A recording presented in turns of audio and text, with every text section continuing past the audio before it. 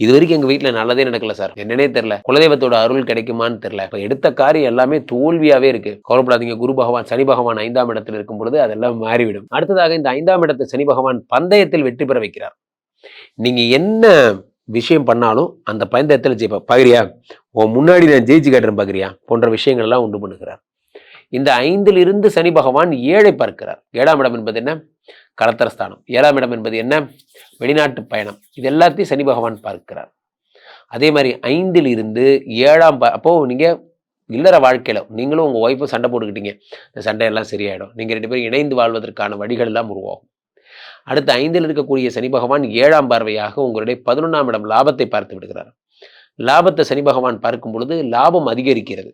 நீங்க என்ன விஷயம் பண்ண லாபம் அதிகரிக்கிறது. அடுத்து இந்த சனி பகவான் 10ஆம் பார்வையாக 2ஐ பார்க்கிறார். 2ஆம் இடம் என்பது தனஸ்தானம்.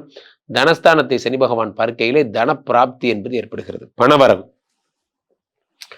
பணவரவு என்பது ஏற்படுகிறது. ஆக இந்த சனி பகவானுடைய வக்ர நிவர்த்தி உங்கள் வாழ்க்கையிலே தடைப்பட்ட பணங்களை தரும். ஏன்னா 2 கூடிய குரு 8ல் மறைஞ்சிருக்காரு. அதை காம்பன்சேட் பண்றாரு. இந்த சனி பகவான் அதை காம்பன்சேட் பண்றாரு. அதே மாதிரி 2ஆம் இடத்தை பார்க்கும்போது மணி ஃப்ளோ கொடுக்குறார். பண வரவை தருகிறார்.